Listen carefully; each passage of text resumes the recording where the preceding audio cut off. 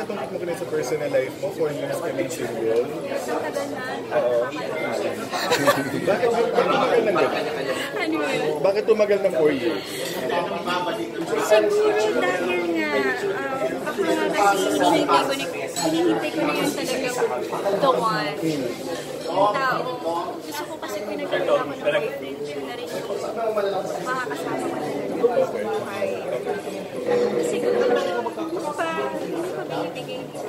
Pero, yun na nga. Parang, syempre kahit pa paano, gusto mo na rin ng pag-uundan yung mga gusto sa'yo. Kasi wala naman akong family dito. Ako lang. Alam mo yun, nakakamiss yung parating nag-text ka, may nag-good morning, may nagsasabi ng I love you, yung masasabihan ko na ng I love you too. Diba? So sana. Mapili ka ba?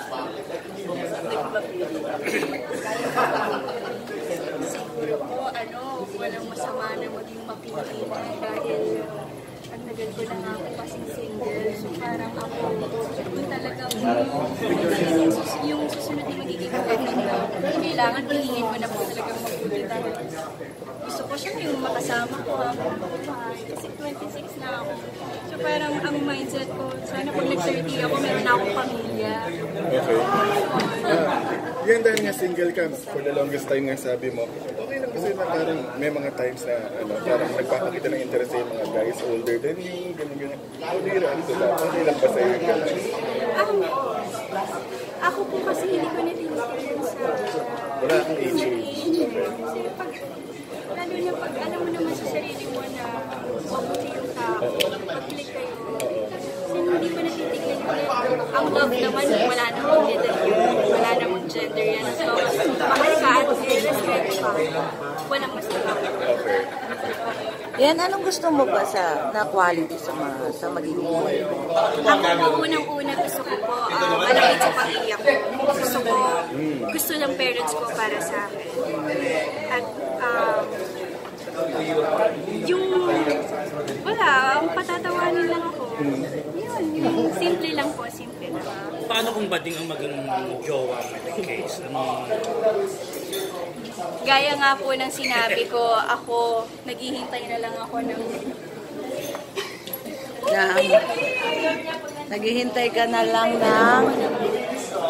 Kasi nangyayari naman yan sa totoong buhay, di ba?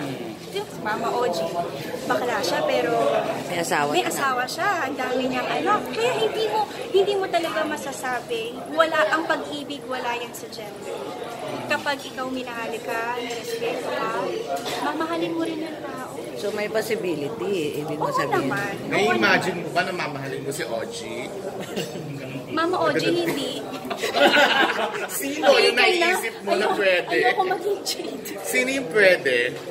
Tingin Sino mo? yung pwede na baka si Tito Boy. Ay! Why not? Why not?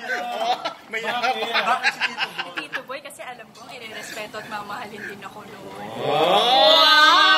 Kasi papa ko hindi. Nako, OG, Meron na siya. Ay, ano ba? Meron siya. Ayaw nating maging jade. So, Tito Boy hindi. Hindi pa siya kasal. Oo nga.